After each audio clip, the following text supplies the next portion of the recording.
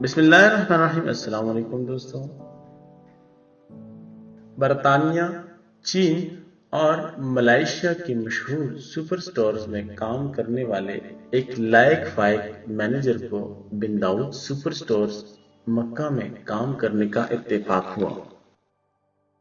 وہ برطانوی نژاد تھا اور بزنس مینجمنٹ کی کتابوں میں اس نے ہمیشہ اپنے مد مقابل یعنی کمپیٹیٹر کو نیچا دکھا کر آگے بڑھنا ہی سیکھا تھا۔ مکہ مکرمہ میں کچھ عرصہ اس نے بطور ریجنل مینیجر کے اپنے خدمات سر انجام دی۔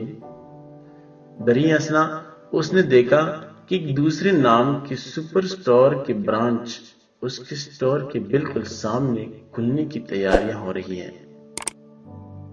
اس نے سوچا کہ یہ لوگ ادھر آ کر اس کی سیلز پر اثر انداز ہوں گے، کیونکہ اس نے ہمیشہ اپنے مد مقابل کو نیچا دکھا کر آگے بڑھنا ہی سیکھا تھا۔ لہٰذا اس نے فوراً بن داؤد سپر سٹورز کے مالکان کو ایک رپورٹ پیش کی جس میں اس نے اس سپر سٹور کے متعلق کچھ معلومات، مشورے اور آئندہ کا لائحہ عمل اختیار کرنے کی تجاویز دی۔ اس کو زندگی میں حیرت کا شدید ترین جھٹکا لگا جب مالکان نے اس کو نئے سپر سٹور کے ملازمین کا سامان رکھوانے، سٹور کی تزئین و آرائش اور ان کی چائے پانی کا خاص خیال رکھنے کا کہا۔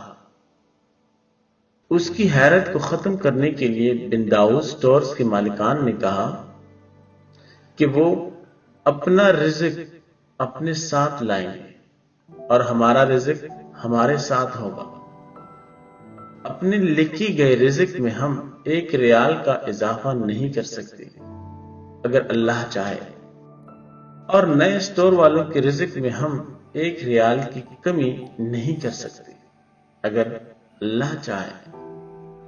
تو کیوں نہ ہم بھی اجر کمائیں اور مارکیٹ میں نئے آنے والے تاجر بھائی کو خوش آمدید کہہ کر ایک خوشگوار فضا قائم کریں۔ دوسرا مشہور واقعہ پولیٹری کمپنی کا ہے۔ الفقیہ پولیٹری کمپنی کے مالک نے مکہ مکرمہ میں ایک عظیم الشان مسجد فقیہ کی تعمیر کی ہے۔ اس کی کمپنی الوطنیہ چکن لاکھوں ریال کی مقروض ہو کر دیوالیہ پن کے قریب پہنچ گئی۔ فقیہ کمپنی کے مالک نے جب یہ صورتحال دیکھی تو اپنی مخالف کمپنی کے مالک کو ایک خط بھیجا اور ساتھ میں ایک 10 لاکھ ریال سے زائد کا چیک بھیجا۔ اس خط میں لکھا تھا، میں دیکھ رہا ہوں کہ تم دیوالیہ پن کے قریب کھڑے ہو، میری طرف سے یہ رقم قبول کرو، اگر مزید رقم کی ضرورت ہے تو بتاؤ، پیسوں کی واپسی کی فکر مت کرنا، جب بھی ہوئے تو لوٹا دینا۔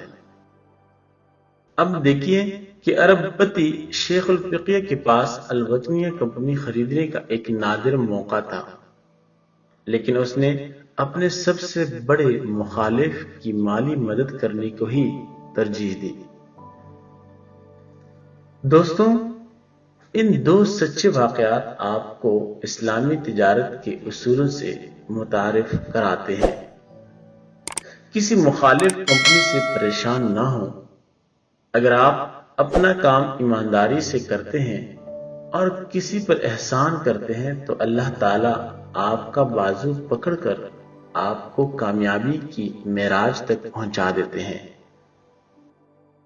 یاد رکھیں، کسی کی ٹانگ کھینچنے سے آپ کا رزق زیادہ نہیں ہوگا، اس کے جو نصیب کا ہے اس کو مل کر ہی رہے گا۔